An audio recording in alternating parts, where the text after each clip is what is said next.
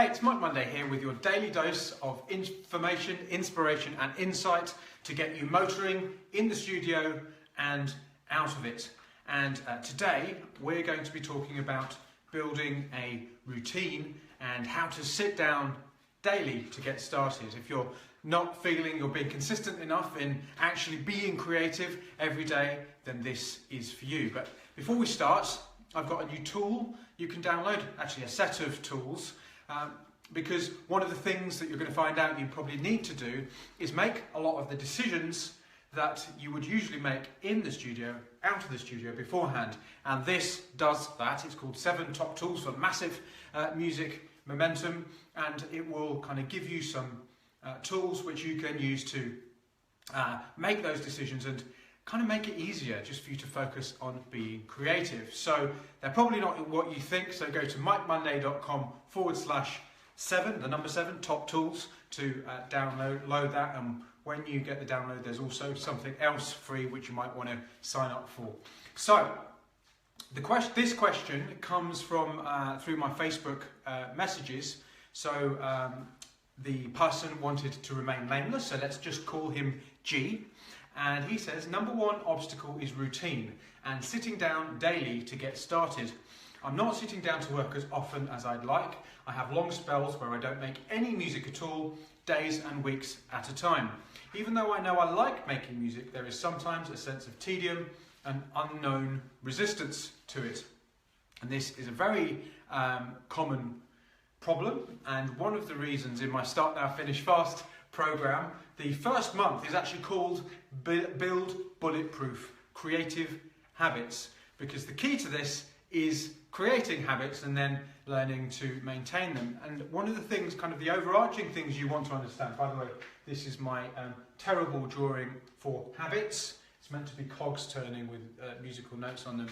I apologise for my appalling drawing. Anyway, one of the things you want to understand about habits is that the actual habit building ability is a skill in itself.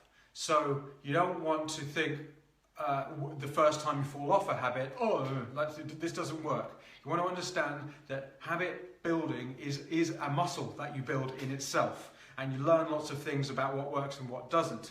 So you want to treat the building habits as something that you get better at, as well as the actual habit you're building.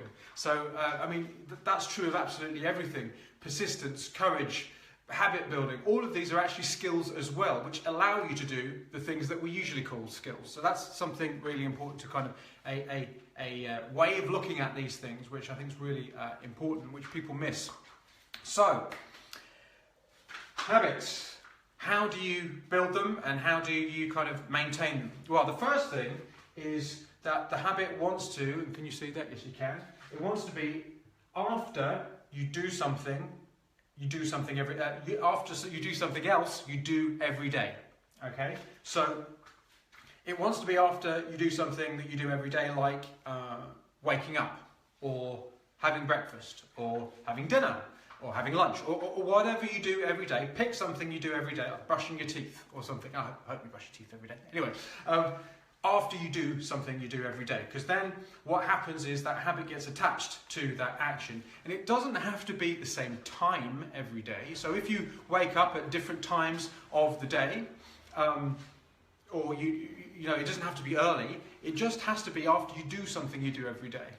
So it doesn't have to be attached to a time. Often it can help, and it can be easier when it's at a particular time of the day. But if your schedule is all over the place, it just needs to be attached to an action you do every day. So that's the first thing.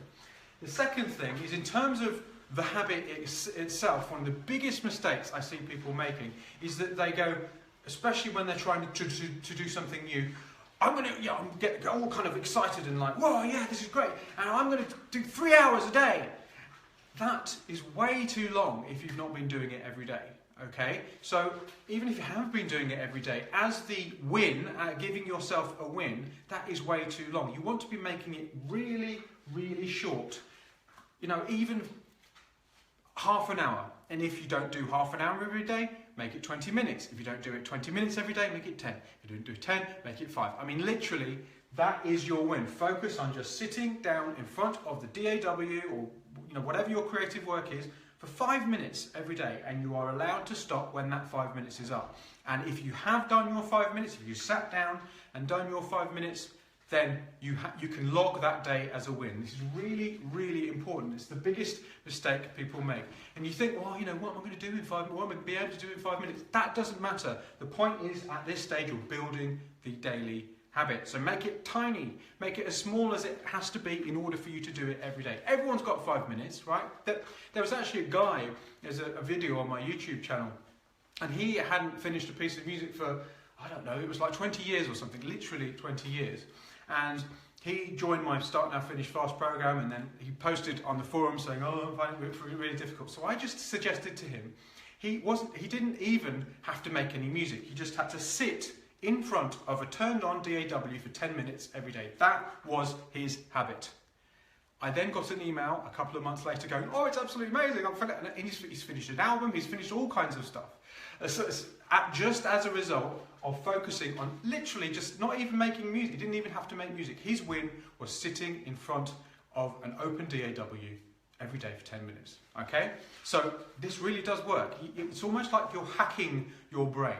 Okay? You're hacking the things that are stopping you and just saying, okay, I'm just going to remove all obstacles. If I don't want to, if I'm scared of making music, all I need to do is sit there. Okay? I think I've driven that into your minds hard enough now. Okay, the next thing is, when you finished your win, when you finished the actual action, the habit, give yourself a reward of some kind, something you like. Maybe a cup of coffee or whatever it might be. What I did, I've lost 25 kilograms since I stopped DJing. And what I did was I went for a walk every day, and I gave myself a can of cold Coke Zero. I don't drink Coke Zero anymore, but at that point it was very useful to me. I gave myself, that was my reward, and it caused me to walk for however long it was, up to an hour every day, which helped me kind of get some of my health back. That really worked for me. And eventually, actually, that cold can of Coke was no longer necessary because I started to associate the reward of the good feeling that I got from walking around a beautiful area here. But at first, you might want to, give yourself a specific reward after you've done the habit. So that's the next thing. The next, and this is more about maintaining the habit, when, not if, when you don't do it, because if you think about a habit as something that you do every day for the rest of your life is an extremely long time. So at some point you will not do it. It's not a case of if, it's a case of will. You will not do it. So when you don't do it, do not beat yourself up. Do not, go, oh, I'm a terrible person. Oh, no. Because all you're doing is you are creating an obstacle for yourself to get back on. You have to overcome that guilt and that, not again, why do I always do this? All of that nonsense that you're creating for yourself. If you create that for yourself, you have to get over it in order to start again. So what you do is you just leave it behind. It takes a bit of practice. Again, this is a skill as well. Don't judge yourself. Just go, you just notice and go, oh, I didn't do it yesterday. And that's it. Because then all you have to do is go, well, what's the solution? Oh, I just do it again today or tomorrow. Okay? So do not beat yourself up. And then the final thing, which I've already talked about, is reducing your decision load. So often we will procrastinate or not do stuff because we haven't made certain decisions which we're not sure about. So there's a lack of clarity. So we're like, I've got to make that decision. And that it's a bit too much cognitive load. So we don't do the thing. So make as many decisions as possible out of the studio, out of your creative work. So what time you're going to do it, which is covered by the habits thing, but what time you're going to do it, what are you going to work on when you get there, what are you going to do to the thing that you're working on. And a lot of the tools in the 7 top tools, mikemonday.com/7, the number 7 top tools, they will give you some tools which you can actually reduce that decision load with. Okay, so that's the first thing, habit creation. But in G's question, there was also, he said, even though I know I like making music, there is sometimes a sense of tedium and unknown resistance to it. Okay, so let's talk about resistance first.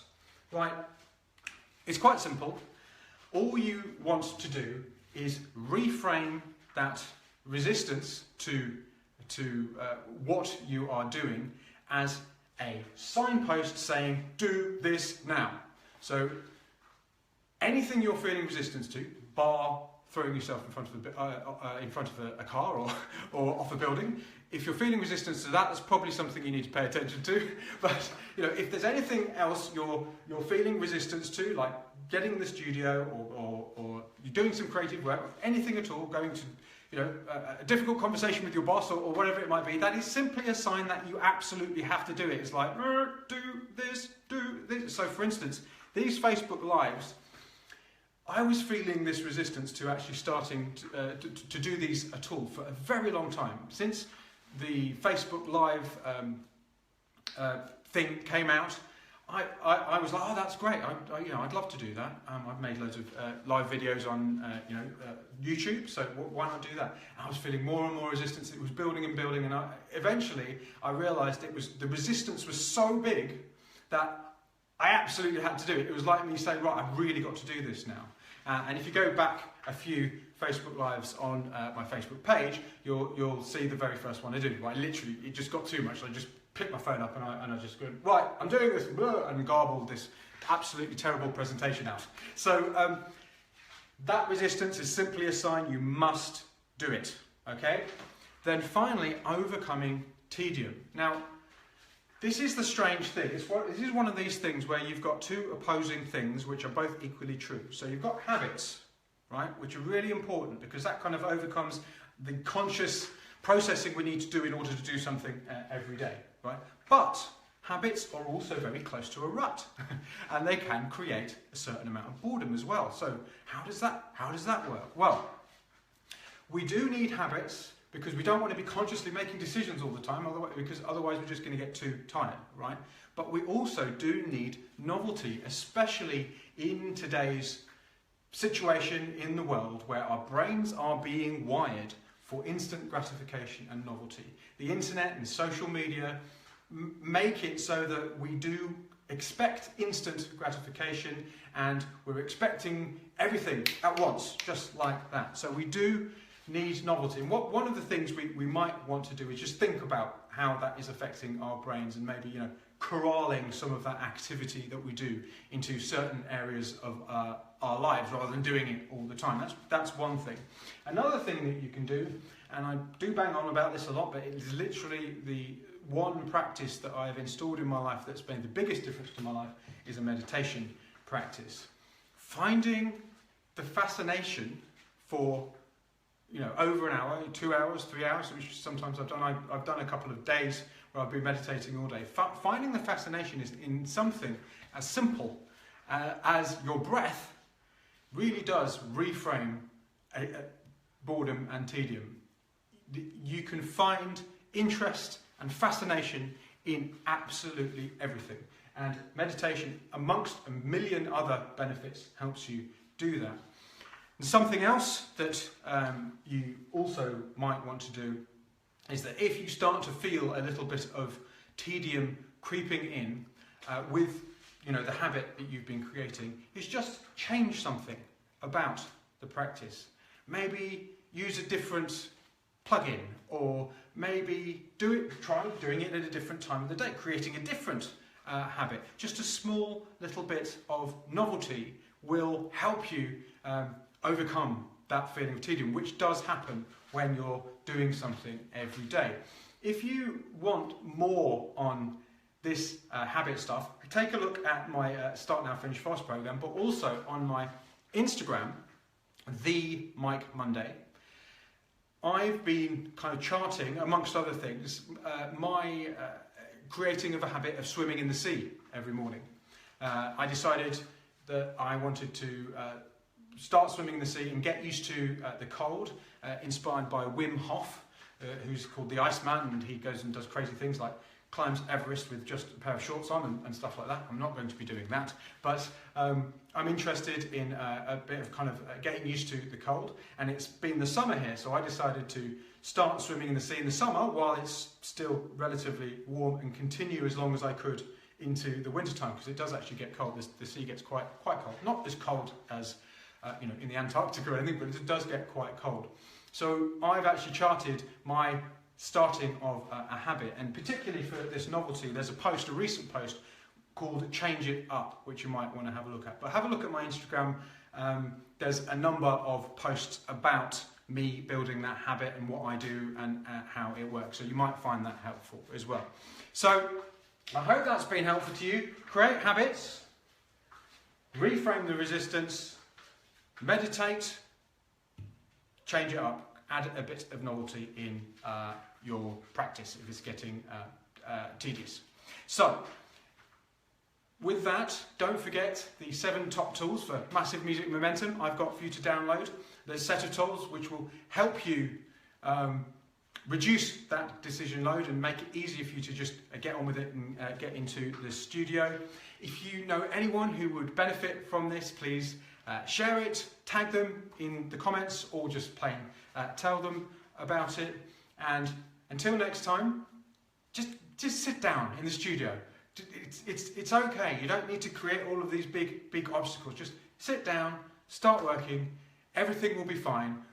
The solution to nearly every problem that you have is in creating something. This is something that I've shown myself time and time again. All of those kind of worries and fears and pain and resistance that you're creating, all of it can be fixed just by getting some creative momentum going. Go and finish something.